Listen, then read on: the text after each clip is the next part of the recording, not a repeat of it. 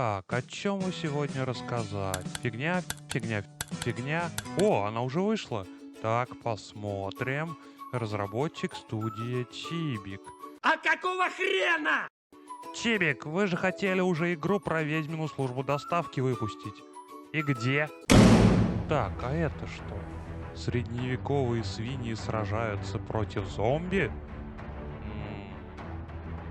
Всем привет, Сальса Геймер у микрофона. Спасибо, что присоединились ко мне сегодня.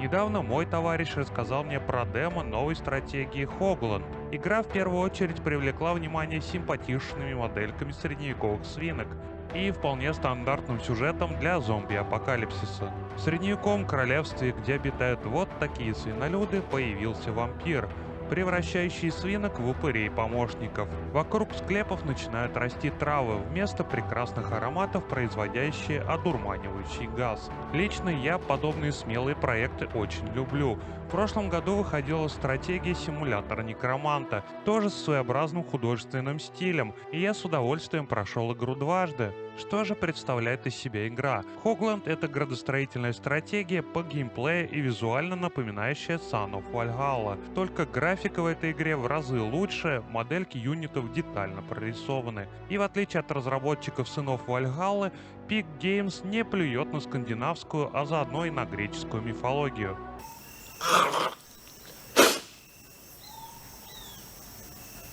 Этим больше всего мне стратегия сыны Вальгаллы и не понравилась. Вернемся к Хогланд.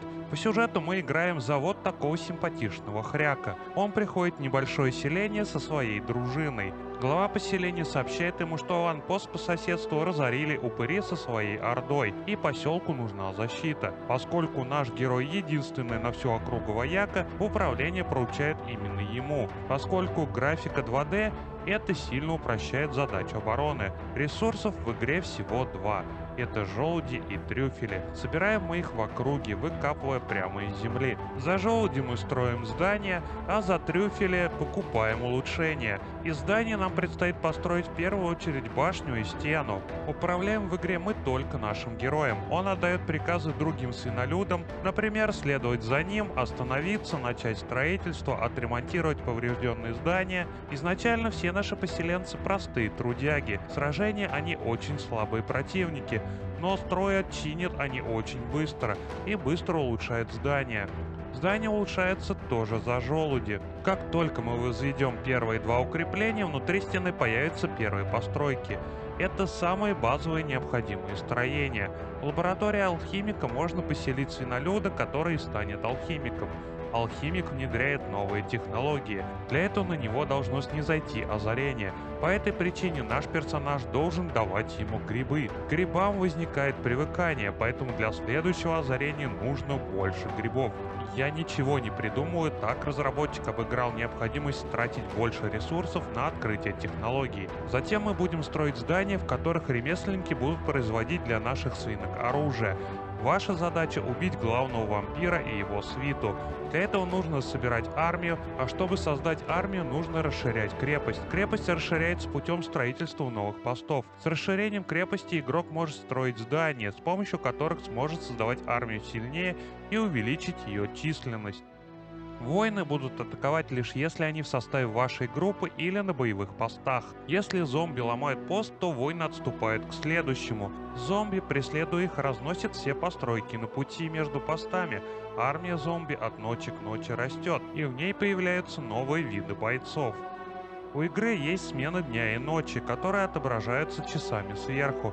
Там же помещены индикаторы баррикад. Ночью нападают зомби, а днем мы собираем ресурсы, вербуем новых воинов и расставляем их по постам. Улучшаем здания и, если готовы, забираем технологии. Две на выбор. Можно поэкспериментировать с технологиями и попробовать несколько вариантов. Юниты в игре — это отдельная тема. Мне понравилось, как они сделаны. Автор просто с первых секунд приковывает в трейлере внимание к ним. Свинохряки так здорово нарисованы, проработаны, что хочется такие фигурки себе в коллекцию на полку. Только у меня один вопрос. Это мне так кажется, или все нарисованные свинки всегда делают похожими на Гитлера?